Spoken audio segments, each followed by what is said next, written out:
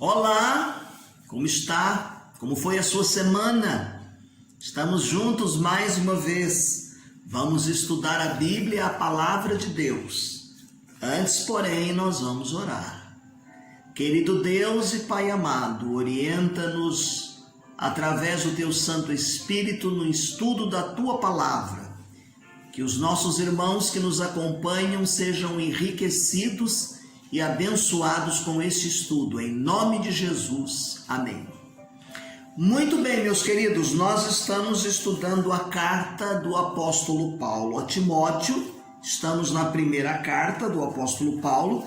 Estamos estudando um texto produzido pelo pastor Darcy do Zilek. E o tema que nós temos trazido aqui em 1 Timóteo é de pastor para pastor. Lembrando que a ênfase está no capítulo 3 do verso 15 de 1 Timóteo.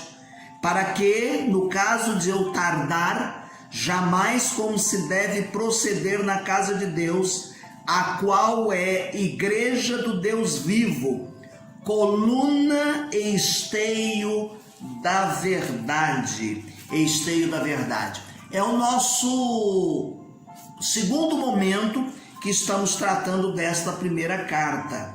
Uma carta do qual a palavra-chave que nós encontramos em 1 Timóteo lembra mandar, encarregar, atribuir, e algumas vezes é traduzido como mandamento. Está no capítulo 1, capítulo 4 e o capítulo 6. Era um termo utilizado muito na área militar para dar ordem, para referir as ordens dadas à tropa. Então, Deus havia confiado ao apóstolo Paulo o evangelho. O apóstolo Paulo chama a Timóteo para que ele passe adiante. Timóteo então fica encarregado de passar adiante os ensinos da palavra de Deus. E ele não deve tardar em passar este tesouro, diz-nos o texto. Então Timóteo é o encarregado. E isso chega até nós então, as pessoas que viriam adiante, que está lá em 2 Timóteo, capítulo 2, o verso de número 2. Dissemos que a linguagem é militar, e ela está entre as duas epístolas ou cartas de Timóteo. É uma ocasião que mostra aqui uma base de operações, uma base, a partir dali as atividades vão fluir. O tema básico de 1 Timóteo encontra-se, como fizemos menção no início, no capítulo 3, o verso de número 15. Saibam como proceder como membros da igreja local. Essa carta vem como um livro, Como Saber Fazer. É um ensinamento de um pastor mais idoso para um jovem pastor, a fim de que ele possa saber tratar os membros e os problemas da igreja em geral, da igreja local, é claro. Esta igreja, que no capítulo 3, verso 15, ele chama de coluna e firmeza da verdade. E mesmo assim, eles estavam lutando com muitas dificuldades. Pessoas que negligenciavam, abusavam e desobedeciam a palavra de Deus. Parece-me que hoje em dia deve ser mera coincidência esses acontecimentos. Daí nós estamos estudando esse texto para que, como crentes em Jesus, como igreja, nós sejamos verdadeiramente coluna e firmeza da verdade. A fim de que, meus queridos, o estudo de 1 Timóteo é para levar-nos a sermos melhores crentes e, consequentemente, melhores membros das nossas igrejas. Bem, a introdução da primeira carta de Paulo a Timóteo, como as outras cartas, ela vem trazendo uma saudação, do qual o apóstolo Paulo menciona e coloca-se como autor. Aparece aqui o destinatário, que neste caso o destinatário é Timóteo. Há uma saudação E nesta saudação, meus queridos irmãos, por várias vezes, ela está enfatizada no capítulo 1, verso de número 2, o apóstolo Paulo diz que Timóteo é o seu verdadeiro filho na fé. Não há uma comprovação aqui de que Timóteo tenha conhecido o evangelho através do apóstolo Paulo, que ele tenha se convertido através da pregação de Paulo. Mas uma coisa é certa, a certeza de que Timóteo desenvolve um papel muito importante, tem confiança especial, e ele é uma pessoa que o apóstolo Paulo vai equipando e ele vai ajudando Paulo nessa tarefa missionária. A referência está em 1 Timóteo, capítulo 1, 18, 1 Coríntios 4, 17, Filipenses 2, 19 a 24 e 2 Timóteo 2, 1 e 2 e 2, 1. Em primeiro lugar, a advertência contra falsos mestres. Está no capítulo 1, verso 3 ao 20. Paulo advertia Timóteo pessoalmente sobre o perigo de uma falsa doutrina. Ela está comentada aí no capítulo 1, do verso 3 até o 11. Ele que foi solicitado a permanecer em Éfeso, podia indicar aqui que ele talvez quisesse partir e juntar-se a Paulo, mas Timóteo é orientado até mesmo a evitar certas pessoas da congregação que estavam ensinando falsas doutrinas.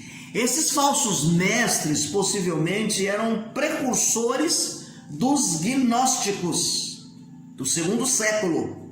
Está no capítulo 6, o verso de número 20. Nesta carta, Paulo vai mostrar algumas características desses falsos mestres.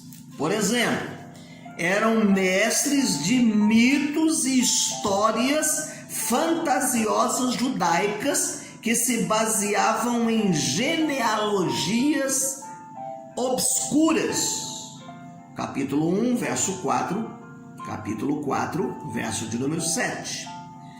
Eram presunçosos, capítulo 1, verso de número 7, capítulo 6, verso de número 4. Argumentadores, está no capítulo 1, verso 4, capítulo 6, verso de número 4. Eram pessoas desejosas de ensinar a lei do Antigo Testamento, mesmo sem conhecer aquilo que eles ensinavam, que eles desejavam ensinar. A ênfase está no capítulo 1, verso de número 7. Quer ver mais uma característica desses falsos mestres? Eram cheios de argumentos destituídos de sentido. Capítulo 1, verso de número 6. Tito, capítulo 3, verso de número 9. Mais uma característica: pessoas que usavam as suas posições de liderança religiosa para obterem vantagens financeiras pessoais. Capítulo 6, o verso de número 5. O padrão de Paulo para distinguir a doutrina correta da falsa doutrina era a mensagem da graça de Deus em Cristo que lhe fora confiado. Nesse ponto, o apóstolo Paulo reconhece, meus queridos irmãos, que ele é o principal dos pecadores. Ele perseguiu a igreja, ele tentou interromper o crescimento do evangelho. Agora, pela ação da graça de Deus, ele é uma pessoa privilegiada, e ele está no ministério, e ele está aqui cuidando da igreja. Então ele só tem mesmo que expor a doutrina da graça de Deus a partir da sua própria experiência, e é sobre isso que ele vem ensinando no seu ministério para Timóteo. Segunda coisa que nós aprendemos aqui são orientações sobre a adoração na igreja. Capítulo 2, dos versos 1 até o de número 15. Duas coisas nós vamos enfatizar aqui nesse texto. A primeira parte tem a ver com o lugar da oração na igreja local. O apóstolo Paulo, meus queridos irmãos, destaca a importância da oração quando ele fala assim: antes de tudo, antes de qualquer coisa, a igreja precisa ser uma igreja de oração. E ele vai enumerar aí uma série de situações, de necessidades, pelo qual nós devemos estar envolvidos como igreja, orando ao Senhor.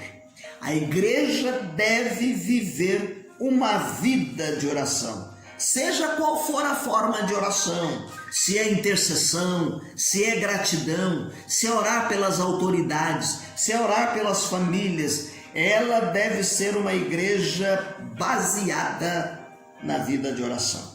A segunda coisa que nós vamos ver aqui no capítulo 2, de 1 a 15, nessa segunda colocação, é que ele fala a respeito das mulheres na igreja local. Capítulo 2, de 9 a 15. Elas devem ser modestas, devem ser puras, elas devem viver como fazem da profissão na casa de Deus. Laboriosas, diz o verso de número 10. Humildes, diz-nos o texto. Agora, nós temos que entender em que contexto estas palavras foram ditas. As igrejas da Ásia Menor, dos cultos pagãos, a mulher tinha uma atividade preponderante. A mulher atuava e em muito nos ensinos da igreja pagã. Logo haviam maus ensinos e distorções. Então, para diferenciar da igreja pagã, o apóstolo Paulo vai dar essa orientação a fim de que a mulher tenha essa postura, esse procedimento. É claro que nós temos que ver a coisa aqui de uma forma específica, de uma forma contextualizada, porque então que ele está dizendo do posicionamento destas mulheres da igreja. A terceira coisa que nós aprendemos aqui, sobre as instruções a respeito da liderança na igreja. Paulo orienta Timóteo, dando a Timóteo diretrizes de qualificações das pessoas que vão exercer atividade de liderança na igreja. Pessoas que possam preencher essas necessidades, que elas sejam referendadas oficialmente pelo corpo de Cristo, pela igreja, que não venha surgindo de qualquer maneira e tomando a liderança e dizendo que é líder. E aqui ele vai colocar uma lista tanto para pastores como para bispos, e bispo aqui é uma questão de hierarquia, de superintender quem está acima, cuidando de uma área maior, onde estão os pastores. E ele também dá uma lista para as qualificações dos diáconos, tá certo? Então, para exercer essas atividades na igreja de Deus, era preciso que a pessoa tivesse, por exemplo, qualificações pessoais, qualificações familiares, qualificações na igreja.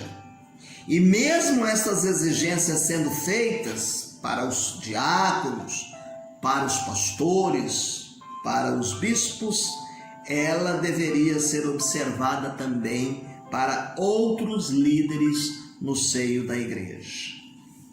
A questão da liderança da igreja é uma coisa muito séria. Ela deve ser vista com muita seriedade.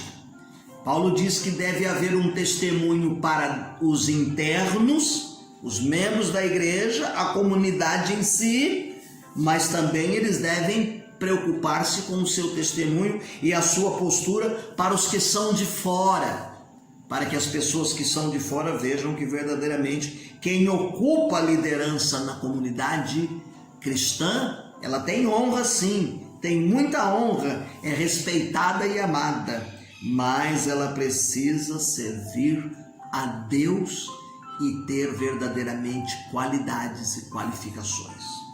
A quarta coisa, meu querido irmão, é a importância de se manter a verdade. Está no capítulo 3, 14 até o capítulo 4, verso de número 16. Paulo deixa muito claro nessas orientações que ele dá a Timóteo aqui, nesta carta, que eles devem saber como proceder na casa de Deus. E aqui, entre aspas, nós colocaríamos: casa de Deus é mais do que o edifício material, é mais do que o templo, mais do que a construção, são as pessoas que se reúnem nesse lugar. Então, essa expressão casa de Deus deve ser usada com muita dignidade, porque envolve e traz o sentimento de família de Deus. Tanto os líderes como os crentes têm que ter um compromisso de viver de acordo com os padrões explícitos na palavra de Deus, comportamentos dados por Deus, escritos na sua palavra. E é por isso que Paulo vai dizer assim, que a Bíblia, a palavra de Deus, vai ensinar a igreja e ela torna-se coluna e esteio de verdade. A igreja sustenta as verdades bíblicas através dos ensinos e faz com que a igreja prospere. Se os crentes prosperam, se a igreja cresce no mundo, se ela se mantém fiel, se há uma preservação na pregação, na prática da verdade, é porque ela está baseada nesta coluna e esteio da verdade. Que coisa linda, Paulo enfatizando aqui o Senhor Jesus Cristo, exaltando a igreja, colocando aqui que a igreja deve ser ensinada continuamente com as doutrinas cristãs. A igreja é importante para Deus e deve ser importante para nós também. Amarmos a igreja, respeitarmos a igreja, defendermos a igreja, sermos exemplo como igreja. É isso que o apóstolo Paulo está ensinando aqui. A igreja é alertada sobre esta importância e nesse conceito aqui, nesse momento, o ensino da Bíblia tem que ser correto, tem que ser correto. Então Paulo está exortando o jovem pastor, Paulo que é experiente, ao jovem pastor, a fim de que ele possa exortar e continuar ensinando, orientando a igreja de Deus. Em quinto e penúltimo lugar, as instruções sobre temas diversos para a igreja. O ensino que está no capítulo 5, de 1 a 6, e o verso de número 10, eles apresentam aqui algo mais abrangente, tá certo? Ele vai falar a respeito do procedimento que deve se adotar com os grupos que tinham na igreja. Não grupos, facções, divisões, não. Mas haviam aqui, por exemplo, diversidade. Capítulo 5, de 1 a 16, ele orienta a respeito do relacionamento e do tratamento com as viúvas. Haviam viúvas mais novas e haviam viúvas mais idosas. Algumas mais novas não tinham bom comportamento, então ele tinha que saber tratar com elas. Quer ver uma coisa que sobejava na igreja e que eram os anciões, aquelas pessoas que funcionavam como supervisores no seio da igreja.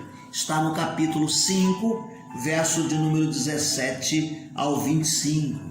Quer ver um outro grupo que ele tinha que estar orientando e cuidando? Eram os servos e os seus senhores. No mesmo ambiente de igreja haviam os senhores e haviam os seus servos. Então muitas coisas que aconteciam lá fora, às vezes queriam refletir no seio da igreja.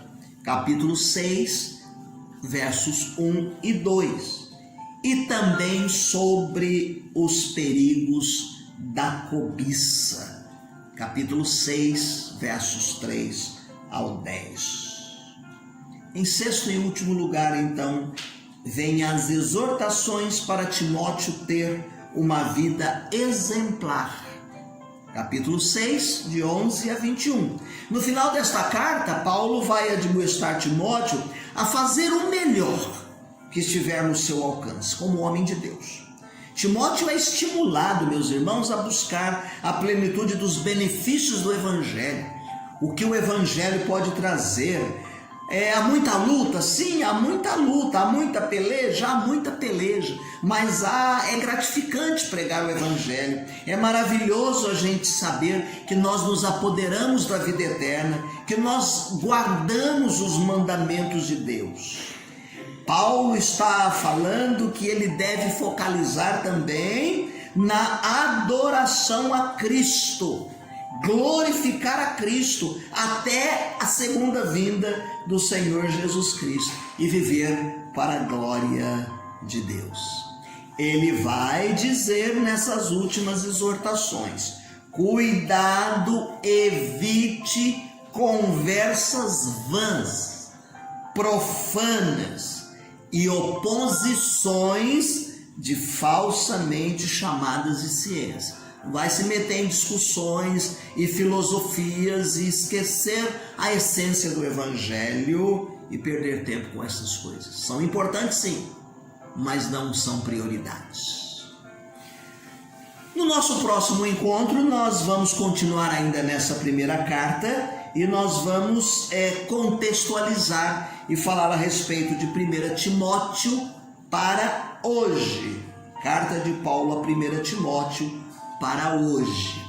Eu gostaria que você, meu querido irmão, pudesse observar as leituras diárias que nós estamos disponibilizando aí o texto no finalzinho da nossa lição. Você bate o dedinho aí e você para a imagem e você copia e vai lendo diariamente, tá bem? Também não deixe de ler aquele formulário que a igreja disponibilizou no início do ano, porque nós temos uma meta de lermos a Bíblia toda durante este ano de 2020. É muito importante, meu querido irmão, que você possa cumprir com alegria esta tarefa. Termino lendo um hino que faz nos lembrar, meus queridos irmãos, o acontecimento do século XVI, a reforma religiosa. Lembramos no dia 31 de outubro, o dia da reforma religiosa, do qual Martim Lutero pregou lá suas 95 teses e ele defendia a essência da palavra, da vida transformada. Castelo Forte é o hino de número 323 do cantor cristão. Castelo forte é nosso Deus, espada e bom escudo. Com seu poder defende os seus em todo transe agudo. Com fúria pertinaz persegue Satanás, com artimanhas tais e astúcias tão cruéis que iguais não há na terra. A nossa força nada faz, estamos sim perdidos, mas nosso Deus socorro traz e somos protegidos. Defende-nos, Jesus, o que venceu na cruz, Senhor dos altos céus e sendo o próprio Deus, triunfa na batalha. Sim, que a palavra ficará, sabemos com certeza, e nada nos assustará com Cristo por defesa. Se temos que perder os filhos, bens, mulher, embora a vida vá, por nós Jesus está e dar-nos-á seu reino. Deus te abençoe, tenha uma semana feliz e abençoada.